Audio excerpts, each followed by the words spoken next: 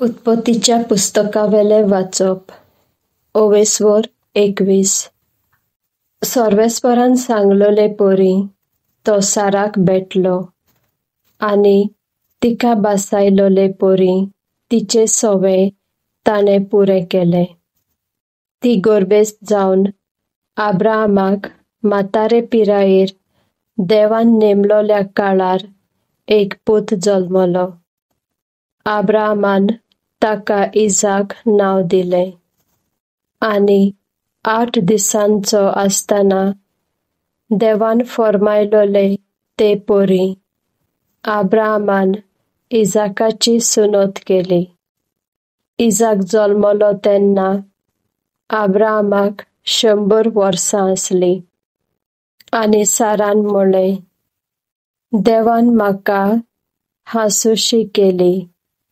जो कोणूय हें आयकतलो ते म्हजे बरोबर हांसतलो. तिणें आनीकूय म्हणलें, आब्राहामाक कोणूय सांगत, सारा भुरग्यांक दूद दिवंक पावत म्हूण कोण म्हणत आसलो? तरीपूण ताचे म्हातारे पिरायेर हांवें ताच्या पुताक जल्म दिला. भुरगो वाडटच ताचें दूद बंद केलें त्या दिसा आब्राहामान एक व्हड जेवण दिलें. आपल्या पुता इजाका बराबर आगार इजिप्तकारनीक जल्मलोलो तो भुरगो खेळटा तो सारान पळयलो. तिणें आब्राहामाक म्हणलें, ते चाकरनीक आनी तिच्या पुताक धांवडाय.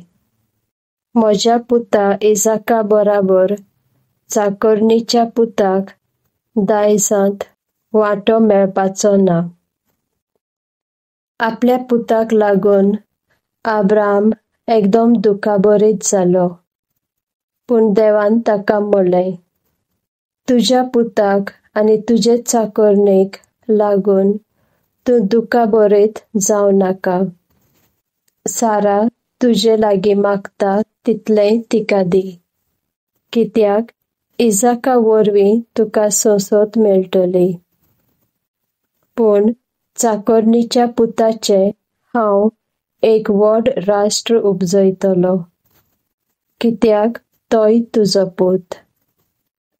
सकाळीं फुडें उठून आब्राहामान इल्लें जेवण घेतलें आनी चामड्याचे पोतयेंत उदक घालें आनी तें आगारा कडेन दिलें.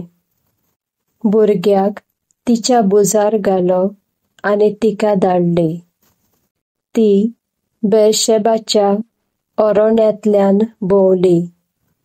उदक सोंपलें तेन्ना भुरग्याक एका जिलकुटा पोंदाक दवरून ती फुडें गेली आनी बान पडटा तितल्याक वचून बसली आनी आपणाच भितर अशें म्हणूंक लागली, मेलोलें भुरगें म्हज्यान पळोवन वचो. अशी ती पयस वचून बसली आनी रडूंक लागली. भुरगो किवच्यो मारून रडूंक लागलो. पूण सर्वेस्परान भुरग्याचें रडणें आयकलें आनी सर्गार थावन देवाच्या दुतान आगाराक उलो मारून म्हणलें, आगार, कितें जालां? भिवू नाका. तुवें दवरलाय त्या जाग्यार थावन देवान भुरग्याचें रडणें आयकलें. उठ, त्या भुरग्याक घे आनी ताका हातांत धर, कित्याक ताचे थावन हांव एक व्हड राष्ट्र उपजयतलो. देवान आगाराचे दोळे उगडले आनी तिणें एक बांय पळयली. वचून तिणें चामड्याची पोती उदकान भरली आनी भुरग्याक पिवंक दिलें. देव त्या भुरग्या बराबर आसलो. तो वाडलो आनी ताणें अरण्यांत आपलें ठिकाण केलें आनी तो बालेकार जालो. तो पारानाच्या अरण्यात वस्ती करून रावलो आणि ताचे आवयन ताका इजिप्तांतली एक बायल सोदून काडली. अबिमेलेक आणि फिकोल ताचे फौजेचो सेनापती अब्राहमा लागीं उलयले आनी ताका म्हळें, सारा, जे कितें तूं करताय तातूंत देव तुज्या सांगाता आसा. तर तूं आतां हांगा देवाचें नांव घेवन जावं म्हाका जावं म्हज्या पुताक वो म्हजे फुडले पिळगेक घात करचो ना म्हूण सोपूत दी. आनी जसो हांव तुजे लागीं विस्वाशी मोगान वागला तशेंच तूं म्हाका आनी तूं रावताय त्या देसाक कोनवाळाय दाखयतलोय म्हूण उतर दी. अब्राहमान म्हळें, हांव ही भास दितां. मागीर अबिमेलेकाच्या चाकरांनी उदकाची एक बांय जबरदस्तेन आपल्या ताब्यांत घेतल्या ते विशीं अब्राहमान अबिमेलेकाक तापयलो. तेन्ना अबिमेलेकान म्हळें, हें काम कोणें केलां ती खबर म्हाका ना. तुवें म्हाका हें कदीच सांगूंक ना आनी हांवें हें आयकूंक ना. पूण आयजूच आयकतां. मागीर अब्राहमान मेंढरां आनी बैल हाडून अबिमेलेकाक दिले आनी तांणी दोगांयनी आपले भितर एक करार केलो. अब्राहमान इंडांतल्यो 7 केनक्रेयो वेगळ्यो काडून दवरल्यो.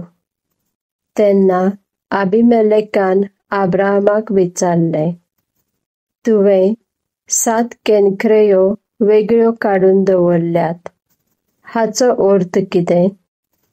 आनी ताणें म्हळें, तुवें ह्यो 7 केनक्रेयो म्हज्या हातांतल्यो घेवच्यो म्हणचे ही बांय हांवें मारलोली म्हूण त्यो म्हाका साक्षी दितल्यो.